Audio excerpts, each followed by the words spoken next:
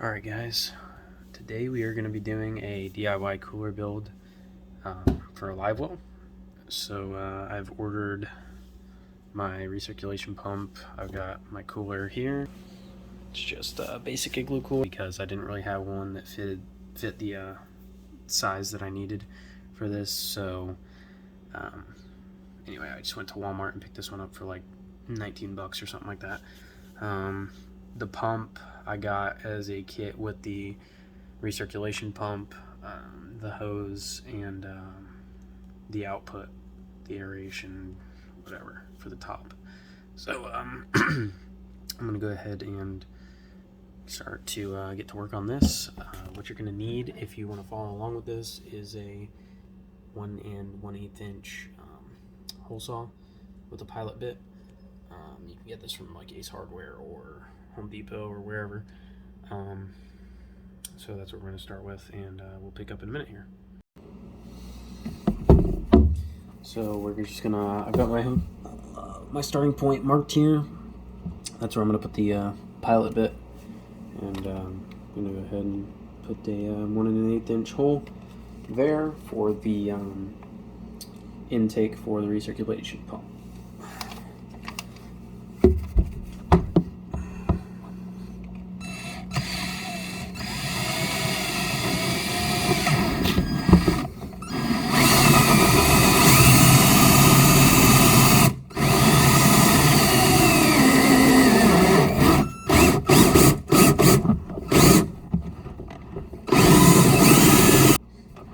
Alright, make sure that's nice and bored out.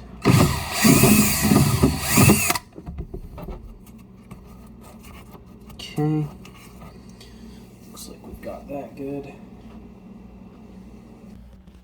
Okay, so that's the first part. I'm going to go ahead and get the rest of this kind of figured out, and I'll come back to you once I have an idea of where I'm going with the next step in the process. Alright, so we have our recirculation pump here. I will link this kit in the description down below. I believe it was about $40, maybe 38 bucks for the recirculation pump, this tubing, and the recirculation head. So I will link that in the description below. But so we're gonna make sure that this fits through our hole there. Perfect fit. And it also, the kit comes with this mesh to keep shrimp or pieces of debris or something from going into the intake for the recirculation pump.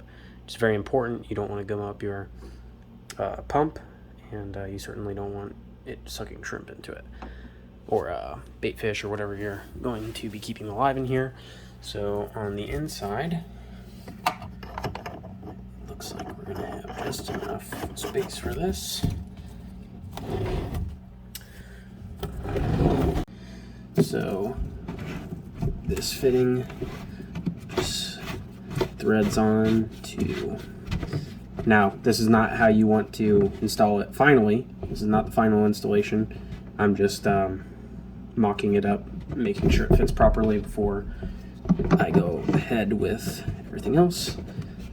Get that tight and screw on the mesh, and that looks good to go. Fits on there nicely. Perfect. I will also link what the exact cooler is, or actually there it is right there. It's a Igloo Laguna 48.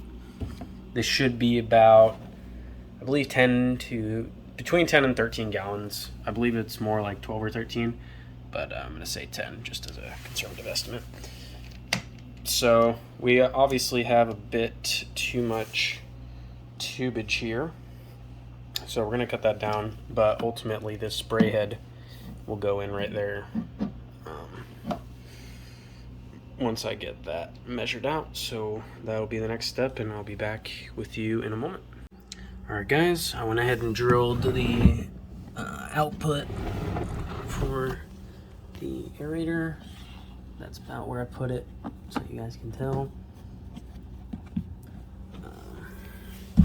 I didn't film it because y'all didn't really need to see me drilling through it again, so same thing as down below, just in this location.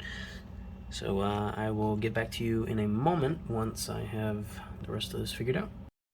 Alright guys, so we did run into our first problem, which I don't think is going to be much of a problem because, anyway, I'll just describe this. So this little gasket here came, I believe, to go behind this here on the aerator head, but the thickness of the cooler is too deep for this locking nut here to be able to reach the thread of the external where the water flows into the aerator head here. So it's not, the thread doesn't come far enough for that to get on with this rubber gasket being on there. So I'm just going to go heavy on the 5200 there, and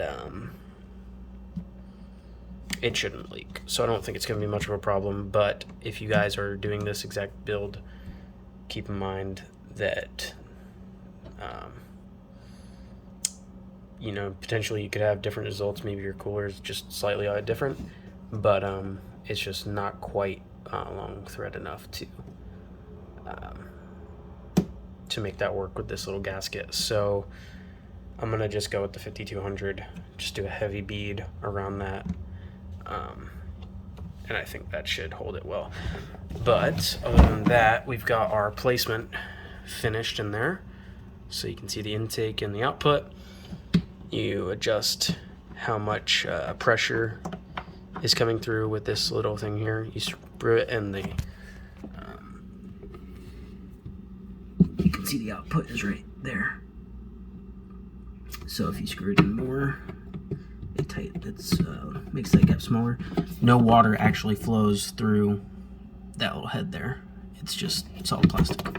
So yeah. All right, we'll get back to you once we get. I gotta get this tubing cut to length for to fit properly, and then pretty much the last step for installing it is put some 5200 on it, and then after that we got to do the electrical stuff, which is just easy. This is just, all I have to do is put some butt connectors or a butt splice onto the wire and put an inline fuse onto that, and then I just have to put my connectors on to connect to the battery, and that's about it. So we'll go ahead and get to it. Alright everybody, so it is actually the next day. I decided to hold off on doing the 5200. So we are going to go ahead and get started on this. If you have not worked with 5200 before, I definitely recommend wearing gloves. This stuff is very high grade sealant. If it gets on your skin and dries, it's going to take several days to come off. So if you don't want to be picking it off your skin for a few days, wear gloves. So I'm going to show you what we're going to start with here. You can see the insulation here. Obviously we had to drill through the cooler. So I'm probably going to put a nice bead around this and just try to get this as good sealed off around the interior here, so that if water did happen to get past our initial seal, which we'll be doing on either side, it doesn't go down into the insulation of the cooler. So I'm going to go ahead and get this unpackaged here, and I will get back with you in just a moment. So 5200 comes with tin seal on it, so we're going to take this and just puncture through there to break the initial seal. Now, and I'm going to put a pretty generous amount in there to start, and just see how much we need.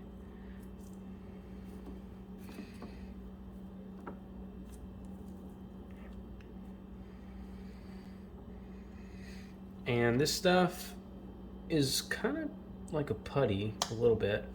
I'd say it's definitely more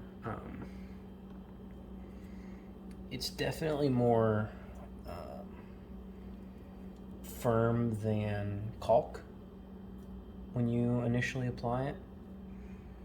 So it smears in there pretty good. It is time to start with our pump head. So for this, I'm going to put some on the thread here. Try not to block the camera.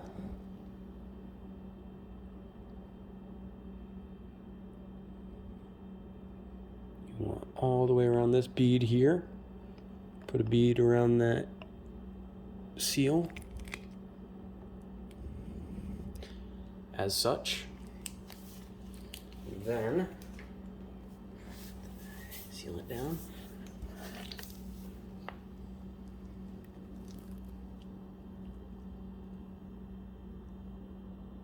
Okay, sorry for that, everybody. I had to take a phone call there, so I was in the middle of putting this in and I missed that with the camera. So we do have it installed into the hole, and what I'm going to do, let's see if I can get a shot of this for you guys. Yeah, that looks good. All right, so I'm gonna put a bead around there as such. Be pretty generous with it. And I'm gonna smear that all around.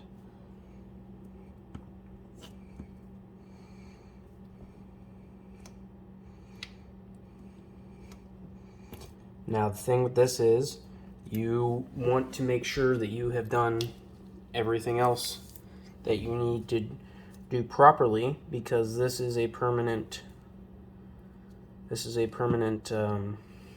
fixture, and you're likely gonna need a different cooler if you want to remove this from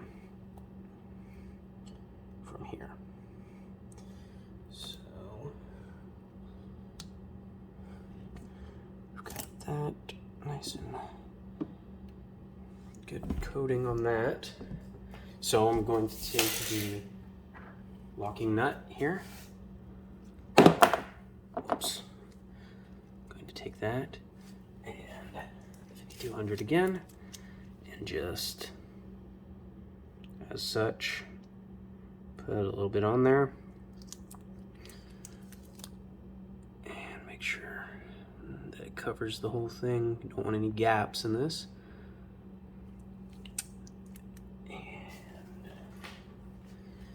Take this, make sure that your pump head is pushed as far through as it can. And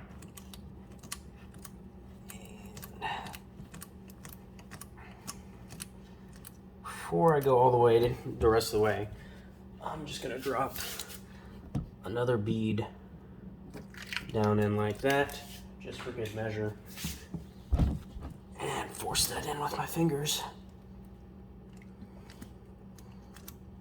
Twist it the rest of the way on.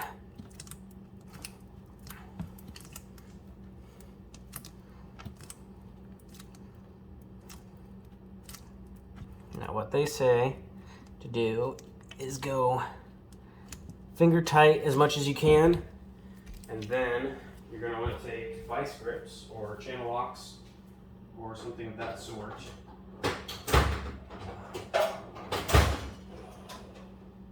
Do another turn with that. Make sure it's finger tight. Make sure my pump is in the orientation that I want it to be ultimately. And I'll take these channel locks and hold the pump outside, and then just give this a few turns for good measure.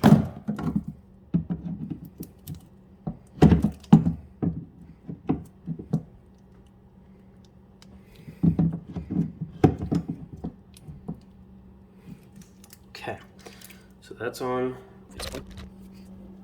Doesn't have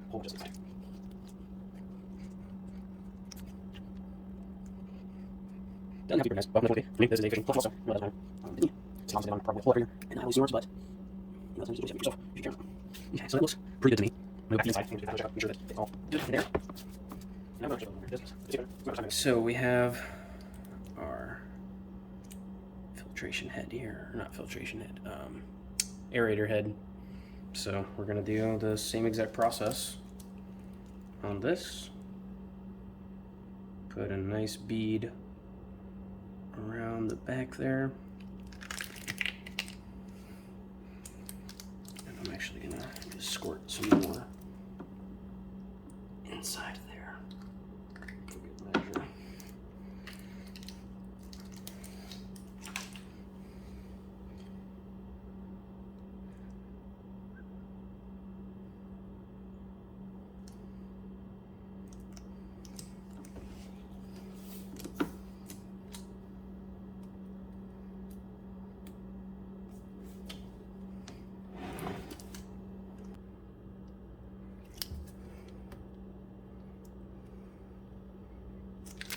And like I said, I'm going for duration and longevity over looks. And this is going to be a one-time solution with this cooler, so I am using 5200. I've heard of people using other types of sealant, but this is really what you want if you're working with water. So just gob that on there.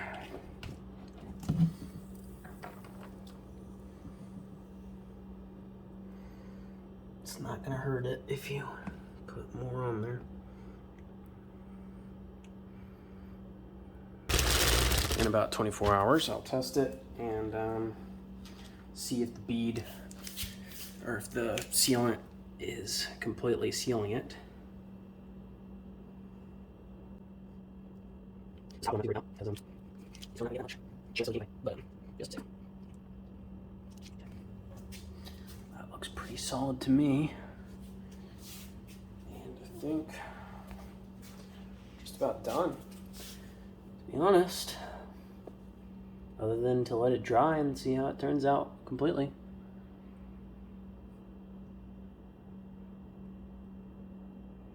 Just going back and checking, making sure I don't see any openings, blaring holes, but I think that's about it.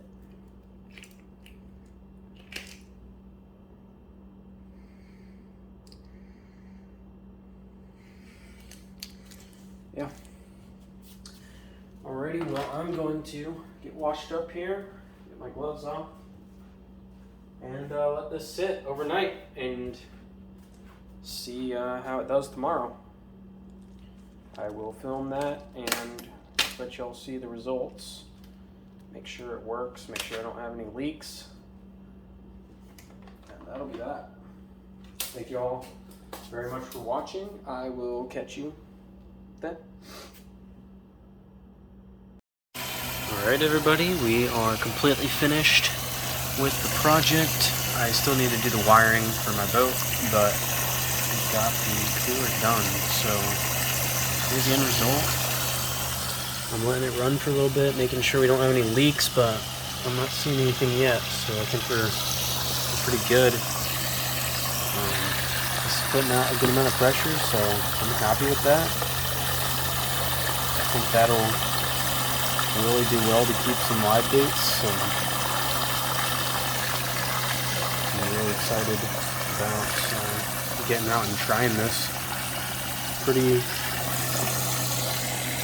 it's about that deep of usable water, so keep a couple ladyfish in. But yeah, we'll for sure get out and use this sometime soon and test it on the water, see how it holds live baits.